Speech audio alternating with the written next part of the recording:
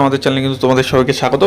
দেখো বন্ধুরা, তোমাদের জন্য কিন্তু একটি খুব গুরুত্বপূর্ণ কাটিং নিয়েছি, পেপার কাটিং। তার সঙ্গে দেখো তোমাদের কিন্তু অনেক দিন আগে যেই ব্যাপারটা প্রকাশ হয়েছিল 2013 সালে, দেখো রাজ্যে 1,30,000 কিন্তু সিভিক পুলিশ নিয়োগে, সেইটা কিন্তু কথাটা হচ্ছে কি, যেহেতু অনেক পুরনো পেপার, ঠিক আছে, সেহেতু কিন্তু লেখাগুলো অতটা স্পষ্ট নয়। কিন্তু এখানে কিন্তু যেটুকু বোঝা যাচ্ছে যে এখানে যেটা লেখা রয়েছে যে দৈনিক 141 টাকা বা কত টাকা 82 এরকম একটা কিছু বোঝা যাচ্ছে যে দৈনিক হিসাবেই তোমাদের নিয়েছিল, এবং 8 পাস এবং মাধ্যমিক পাস ছেলেদের জন্য কিন্তু এই রিক্রুটমেন্ট এবং ভ্যাকেন্সিটা কিন্তু ছিল, যে সিভিক ভলেন্টিয়ার যে ভ্যাকেন্সিটা সেটা কিন্তু ছিল। এটুকু কিন্তু আমি কিন্তু তোমাদের জন্য তথ্য কালেক্ট করতে পেরেছি, এবং আমি যেহেতু রাস্তায় আছি সেহেতু কিন্তু একটুখানি গাড়ি ঘোড়ার আওয়াজ হতে পারে, তোমরা কিন্তু সেটা একটুখানি কনসিডার করবে।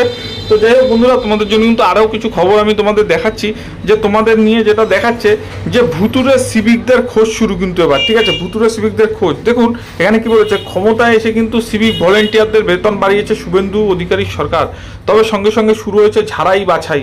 লক্ষ্য মমতা সরকারের আমলে সিভিক ভলেন্টিয়ার্স হিসাবে 1,30,000 নিয়োগ করা। তো আমরা যেটা দেখালাম যে ওখানেও কিন্তু 1,30,000ই ছিল ওই প্রথম পেপার কাটিংটায়।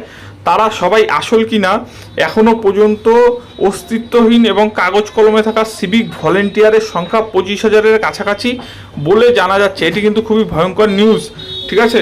এবং আরেকটি কথা বলেছে মুখ্যমন্ত্রী এখানেই থামেননি, প্রাক্তন মুখ্যমন্ত্রী মমতা বন্দ্যোপাধ্যায় সই করা কাগজ বিধানসভায় দেখিয়ে অভিযোগ তুলেছেন। বিশ্ব বাণিজ্য সম্মেলনে 324 কোটি টাকা বণিক সভাকে দেওয়া হয়েছে। সে একসঙ্গে তিনি পরামর্শদাতা সংস্থা আইপ্যাকের কথাও জানিয়েছেন। জনস্বাস্থ্য কারিগরি দপ্তরে ঠিকাদার কাক দিবে একটি আইপ্যাকে। তো এসব জেনে তো তোমাদের লাভ নেই, তোমাদের যেটা আসল এবং মূল কথা যে তোমাদের কিন্তু ছাড়াই বাছাই হবে। এবং অনেককে দেখা যাচ্ছে, যেটা আমি নানান রকম নিউজ পোর্টালে পড়লাম, যে কিছু কিছু সিভিক মানে যারা যারা আছে, ঠিক আছে, অনেকের কি হচ্ছে যে 2 বছরের লিস্ট কিন্তু দেখবে, ঠিক আছে, ডিউটি যে লিস্টটা দেয় তোমাদের, যে রোস্টার বা লিস্টটা দেয়, সেই লিস্টে অনেককে দেখা যায় যে অ্যাবসেন্ট, খুব অ্যাবসেন্ট হতে তাদের, ঠিক আছে।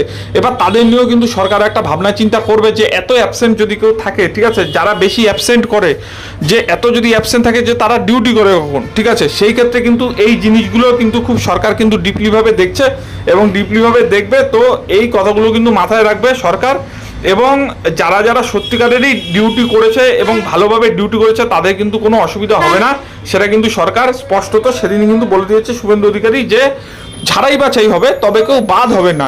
কিন্তু যারা অ্যাবসেন্ট করছেন, ঠিক আছে, অনেক বছর ধরে মোটামুটি অ্যাবসেন্ট করেছেন, টানা অ্যাবসেন্ট করেছেন, তাদের কিন্তু একটু ভয় রয়েছে।